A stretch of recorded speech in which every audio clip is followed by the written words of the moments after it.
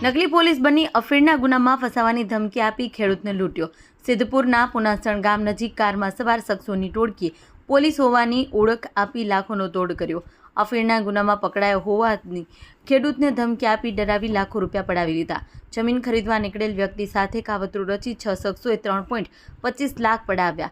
ભોગ બનનાર ખેડૂતે પોલીસ મથકમાં અરજી આપતા એલસીબી પોલીસે આરોપીને દબોચી લીધા। ખેડૂતની જાણ બહાર એક્ટિવાની ડિક્કીમાં અફીણ મૂકી તોડ કરવાની ટોળકીના 4 શખ્સોને એલસીબી પોલીસે દબોચ્યા। ગુનામાં સંડોવાયેલા અન્ય 2 આરોપીને પકડવા ચક્રો ગતિમાન કર્યા। ઝડપાયેલ ઈસમો પાસેથી 3.12 લાખનો મુદ્દામાલ જપ્ત કરાયો। પાટણ શહેર બી ડિવિઝન પોલીસ સ્ટેશન ખાતે ગઈકાલે એક ગુનો દાખલ થયેલ છે કે ગુનામાં ફરિયાદીને ડરાવી ધમકાવી તેના એક્ટિવામાં અફીણ જેવો કાળો પદાર્થ મૂકી અને તે અફીણ છે આવું કહી અને બળજબરીથી રૂપિયા 3,25,000 કઢાવીનો ગુનો ફરિયાદ હકીકત જાહેર કરતા દાખલ થયેલ। આ ગુનો વણશોધાયેલો હોય બોર્ડર રેન્જના આઈજીપી શ્રી ચિરાગ કોરડિયા સાહેબ તથા પાટણ જિલ્લા પોલીસ અધિક્ષક શ્રી વી.કે. નાઈ સાહેબે પાટણ જિલ્લાના એલસીબીના પોલીસ ઇન્સ્પેક્ટર શ્રી આર.જે. ઉનાગર સાહેબને આ ગુનો શોધી કાઢવા માટે સૂચના કરેલ। જે અનુસંધાને એલસીબીની અલગ અલગ ટીમો આ ગુનો શોધી કાઢવા માટે કાર્યરત હતી।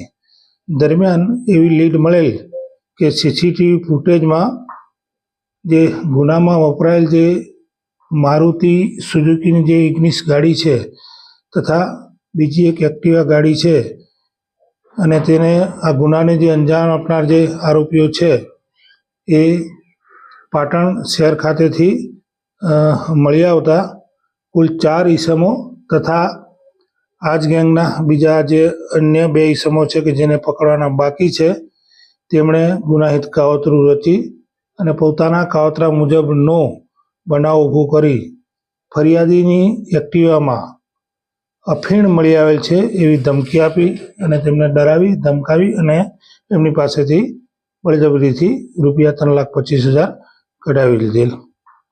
આ ગુનામાં કુલ 4 આરોપીઓ કે બનાસકાંઠા જિલ્લાના અંબાજી મંદિર ટ્રસ્ટ સાથે જોડાયેલ એક ગંભીર ઘટના સામે આવી છે। મંદિરના વહીવટદાર તથા અધિક કલેક્ટર પર ઓફિસમાં જ હુમલો કર્યાની ફરિયાદ નોંધાઈ છે। આ મામલે અંબાજી ટ્રસ્ટ સંચાલિત કોલેજના પૂર્વ પ્રિન્સિપાલ મોદનાથ મિશ્રા સામે ગંભીર આરોપો લગાડવામાં આવ્યા છે। ફરિયાદ મુજબ વહીવટદાર પોતાની ઓફિસમાં કામ કરી રહ્યા હતા ત્યારે આરોપીએ અચાનક તેમનું ગળું દબાવી મારવાનો પ્રયાસ કર્યો। આ દરમિયાન વહીવટદારના પીએ અને સુરક્ષાકર્મીઓ વચ્ચે પડી જતા પરિસ્થિતિ વધુ ગંભીર બનતા અટકી અને મોટો અકસ્માત ટળી ગયો હતો। પાલનપુરમાં દબાણો પર તંત્રની તવાઈ, કોઝી વિસ્તારથી હાઈવે સુધીના દબાણો દૂર કરાયા। ટ્રાફિક પોલીસ પશ્ચિમ પોલીસ દ્વારા દબાણો દૂર કરવાની કાર્યવાહી શરૂ કરી। દબાણોમાં તંત્ર કારણે ટ્રાફિક સમસ્યા ઊભી થતાં હવે તંત્રએ દબાણો દૂર કરવાની કાર્યવાહી શરૂ કરી। ઇન્ડિયા પાકિસ્તાન બોર્ડર નડાબેટ ખાતે આર્મી, નેવી અને બીએસએફની કાર રેલી પહોંચી। ભારત રણભૂમિ દર્શન કાર્યક્રમ 2026 અંતર્ગત ત્રણેય પાંખની રેલી યોજાઈ। ત્રણેય પાંખની કાર રેલી નડાબેટ પહોંચતા બીએસએફે ઉષ્માભેર સ્વાગત કર્યું। દ્વારકાથી નીકળેલી કાર રેલી સીમાવર્તી વિસ્તારમાંથી 3,400 કિલોમીટર અંતર કાપી દિલ્હી પહોંચશે। એકતા સ્મરણના દ્રઢ સંકલ્પો સાથે નીકળેલી રેલી નડાબેટ ખાતે પહોંચતા બીએસએફે પરેડ યોજી સ્વાગત કર્યું। 21 ફેબ્રુઆરી અંબાલા, હરિયાણા અને દિલ્હી પહોંચી રેલીનું સમાપન થશે। ડીસા તાલુકાના ભોયડ ગામના રોડ પર લવ મેરેજની અદાવતમાં ભુવા દિનેશ દેસાઈ પર જીવલેણ હુમલો થયો હતો।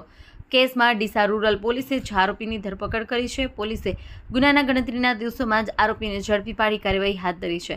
આ હુમલો ડીસા પાલનપુર હાઈવે પર ભોયણ ગામના રોડ પર થયો હતો। પોલીસે હુમલામાં સંડોવાયેલા 6 આરોપીઓને લાકડીઓ, પાઇપો અને 2 કાર સાથે ઝડપી પાડ્યા છે। ડીસા રૂરલ પોલીસ સ્ટેશનના પીઆઈ વી.એમ. ચૌધરીએ કાર્યવાહી કરી હતી।